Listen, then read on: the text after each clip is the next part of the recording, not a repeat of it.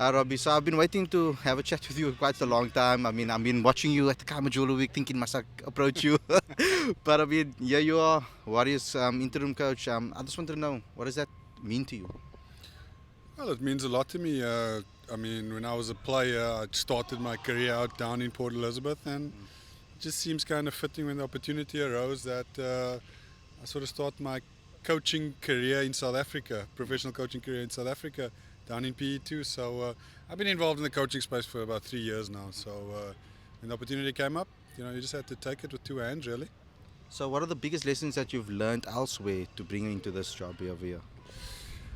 I think every place is different. I think the group of players you are responsible to try and guide, that probably guides the way you try and operate. I think this group that we have at the Warriors, they're quite young. There's a couple of experienced players floating around, particularly in the batting, but I think there are a lot of young players to guide that I've had the privilege of working with under 19. So I think you got to try and let them grow as people too, and not only cricketers. I mean, that's probably the biggest part of the job, taking over such a young group, is to allow them to make mistakes, and hopefully they learn as quickly as possible from those mistakes. We don't want to tell them how to do things all the time. I think it's important that you allow these young players to take ownership of their own game, what they want to achieve out of the game, and just try and add a little bit here and there where you can, and hopefully that can be a recipe for success. I think I'm going to get some flack from the guys over here if I don't ask you this question, but your time with the AS under 19 side, can you tell me what is the talent like in this country? Because we're getting a lot of talk and comments about the talent in the country and that domestic cricket is not in a great space. I tend to disagree. I think if you look in terms of talent, there's no doubt there's a lot of talent in South Africa. Talent is never a question in South Africa. We probably have one of the best production lines of producing talent in terms of our school system in the world.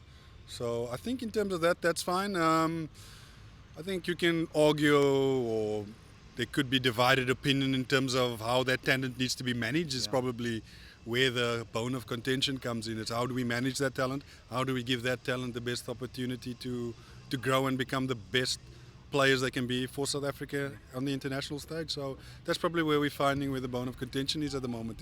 It's not that the talent's not there. Yes, we do lose talent because of other circumstances, but at the end of the day, there's still talent and there's still a production line that's in place to produce it. It's how we manage it and take it forward. That's going to be the key, I think. Is it more difficult for spinners in South Africa to practice your craft, would you say? I think there's a few things, to develop a spinner. You don't just, he doesn't bowl well this game, let's get rid of him, let's get the next one in. I think it's probably the one skill, and it's like opening the batting. You have to do the journey with a person, and you have to really invest. Once you've spotted a little bit of talent and they've got those tools mentally, physically, and from a talent perspective to make it, then you have to give them time to develop. So for me, yes, our conditions are not like India. You can't just rock up and bowl a ball on the length and it could do whatever. So yes, it does require a lot more thinking, but you also need a good captain understanding the craft. You need selectors that understand that they do need more time, and you need the expertise behind the scenes to allow that talent to grow. So yeah, there's a lot of factors to produce a spinner, not just go and bowl and take me 5 wickets on day 4. Of course. We caught a glimpse of you chatting to a young cricketer, Jay de Klerk, and you've actually worked with him with the SN 19. I've actually seen him at the SN 19 level at Kamajulu week coming up. What impresses you the most about him? I think for me, he's quite tough. I think to me that's the biggest thing. He rises to the challenge with both bat and ball, and you see his enthusiasm in the field. So I think that's probably one of the biggest things as a spinner, because you need to be resilient, because you get hit more than you actually take wickets and bowl well. So especially as a young one. So I think those are the good ingredients. Yes, there's a lot of work to do. He's still raw. He hasn't played a lot of first-class cricket. So it's a little bit unfortunate that he has to develop at franchise level. That's just where we are at the moment.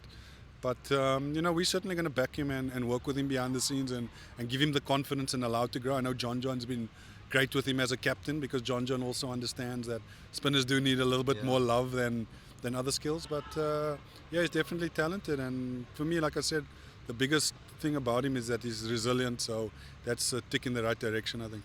And just lastly, when you were first a cricket fan, how did you get into the game with regards to cricket? Who did you look up to as heroes for you?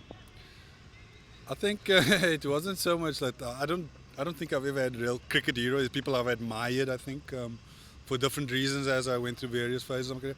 But the way I got into cricket is like probably any kid in South Africa. You just played with your friends, and next thing you join a club and you play at school, and then the normal progression happens. I think luckily in South Africa that there is a pathway to the top. It's clear and defined, and you knew you needed to do certain things to progress in the level. So whether that's you play under 19, you do well there, you SA under 19, amateur cricket as it's called these days, and then franchise cricket, and then the pathway is pretty defined. So for me, it was like any young boy in South Africa. You played with your mates, and then hopefully one day you become international cricketer. It was everyone's dream.